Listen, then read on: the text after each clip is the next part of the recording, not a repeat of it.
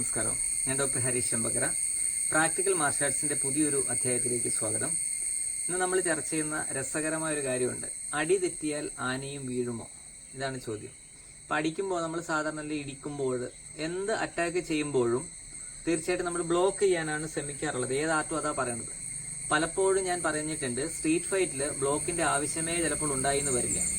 അതായിരിക്കും എളുപ്പം. കാരണം ബ്ലോക്ക് ചെയ്യാൻ ഒരു സെക്കൻഡ്സ് ഓഫ് ടൈം എടുക്കും, തിരിച്ച് അറ്റാക്ക് ചെയ്യാൻ മറ്റൊരു സമയം എടുക്കും. അപ്പോൾ അങ്ങനെ വരുന്ന സമയത്ത് നമുക്ക് സമയം വെറുതെ വേസ്റ്റ് ആക്കാതെ ഡയറക്റ്റ് അറ്റാക്ക് ആയിരിക്കും കുറച്ചുകൂടെ ഈസി എന്നുള്ളതാണ് വ്യക്തിപരമായ എൻ്റെ അഭിപ്രായം. അപ്പോൾ എങ്ങനെയാണ് ഈ പ്രാക്ടിക്കലായിട്ട് ഇത് ചെയ്യാൻ പറ്റുക, എന്തൊക്കെയാണ് ഇന്നത്തെ രഹസ്യങ്ങൾ, എന്തൊക്കെ നമുക്ക് ശ്രദ്ധിക്കേണ്ടതുണ്ട്? ഒരുപാട് അമർച്ചകൾ നമ്മൾ കളരികളിൽ ചെയ്യാറുണ്ട്, അമർന്ന് കയറി ചെയ്യുന്നത്.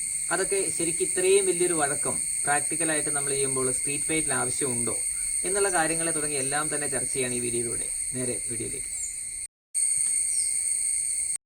ഇവിടെ നമ്മൾ വളരെ സൂക്ഷ്മമായിട്ട് ശ്രദ്ധിക്കേണ്ട ഒരു കാര്യം എന്ന് വെച്ചാൽ, പഠിച്ചപ്പോൾ നമ്മൾ ബ്ലോക്ക് ചെയ്തു, അടുത്തൊരു പഞ്ച് ചെയ്യുകയോ അടിക്കുകയോ കിക്കുകയോ എന്ത് വേണമെങ്കിലും നമുക്ക് ചെയ്യാം. ഇവിടെ ശ്രദ്ധിച്ചാൽ മതി, അപ്പുറത്ത് നിൽക്കുന്ന ആളുടെ ചുവടെന്ന് പറയുന്നത് തെറ്റിയിട്ടില്ല എന്ന് പറഞ്ഞു കഴിഞ്ഞാൽ ആളവിടെ കറക്റ്റ് എങ്ങനെ നിന്നോ അതുപോലെ തന്നെയാണ്. എന്നാൽ നമ്മൾ ചുവട് തെറ്റിച്ച് അടിച്ച് കാണിക്കാം, തട്ടി കാണിക്കാം. അപ്പോൾ എന്താണെന്ന് മനസ്സിലാവും. നോക്കാം.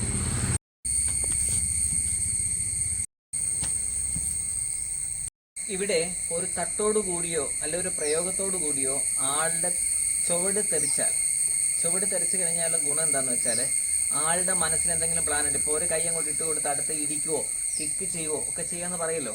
അപ്പം അങ്ങനെ ചെയ്യുന്ന സമയത്ത് ആ ഒരു സംഗതി വരാതെ, പ്ലാനിങ്ങുകൾ നടക്കാതിരിക്കാനായിട്ട് ചുവട് തെറിപ്പിക്കേണ്ടത് അത്യാവശ്യമാണ്. ക്ലിയർ ആയിട്ട് പിടികിട്ടിയോ? അപ്പം അതുകൊണ്ട് നമ്മൾ തട്ടുക എന്നുള്ളതിൽ കവിഞ്ഞ് ആളിൻ്റെ ചുവട് തെറിപ്പിച്ചുകൊണ്ട് ചെയ്യുകയാണെങ്കിൽ നമുക്കൊരു വിജയ സാധ്യത കൂടുതലായിരിക്കും. ഇനി ഒരേ സമയത്ത് ഒരാൾക്ക് ചാൻസ് ഉണ്ട്, 2 പേർക്ക് ഒരേ സമയത്ത് ചാൻസ് ഉണ്ട്. അതിൽ ആർക്കാണോ വേഗതയുള്ളത് അയാൾക്കായിരിക്കും ചാൻസ് എന്ന് പറയുന്നതാണ്. നേരെ ഒന്ന് നോക്കുക, ഞാൻ പറഞ്ഞുതരാം.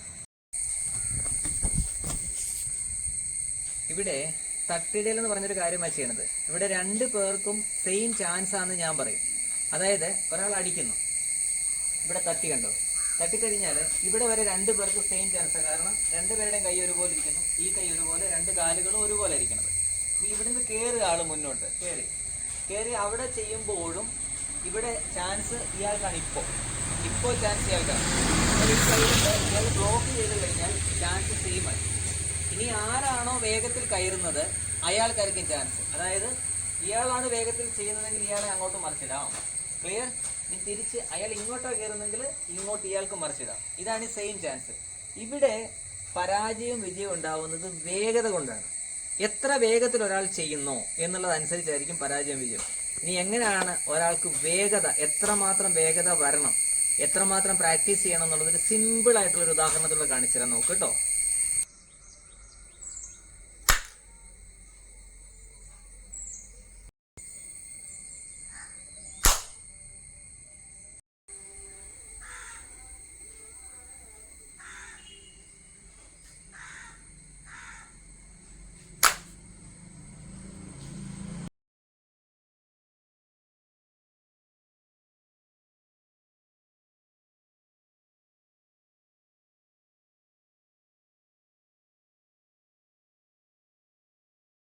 അപ്പോൾ ഈ വേഗത നമ്മുടെ കൈകൾക്കും കാലുകൾക്കും ശരീരത്തിനും ഉണ്ടെങ്കിലോ, അപ്പോൾ പെട്ടെന്ന് കയറാനും അമർന്ന് വളരെ ഫാസ്റ്റായിട്ട് കയറാനും ഒക്കെ നമുക്ക് നയിക്കുന്നതാണ് നമ്മുടെ മെയ്പൈറ്റ് എന്ന് പറയുന്നത്. അപ്പോൾ മെയ്പൈറ്റിൻ്റെ രഹസ്യം പിടികിട്ടുക, അല്ല നമ്മൾ മെല്ലെ അമർന്ന്, അതൊക്കെ ആവശ്യമാണ് വഴക്കത്തിന്.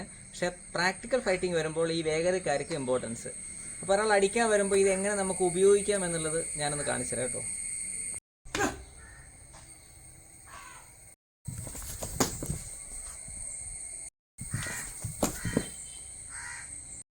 ഇവിടെ ചെയ്തത്, അടി വരുന്നുണ്ടോ, അടി ഇങ്ങോട്ടാണ് വരുന്നത്.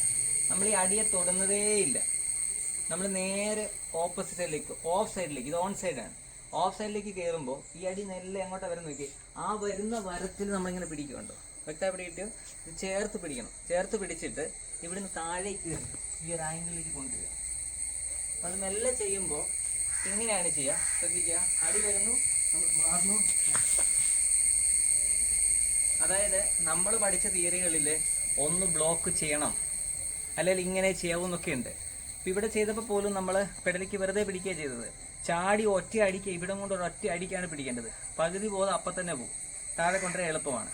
അപ്പോൾ ഓഫ് സൈഡ് ഒക്കെ ആണെങ്കിൽ നമുക്ക് ആൾക്കാരുടെ ഇടയും ഒക്കെ നോക്കിയിട്ട് ചെയ്യുകയാണെങ്കിൽ തിയറികളൊക്കെ വിട്ടുകൊണ്ട് ചെയ്യുകയാണെങ്കിൽ പ്രാക്ടിക്കലായിട്ട് ഇത് ഉപകാരപ്പെടുമെന്നാണ് എനിക്ക് തോന്നുന്നത്.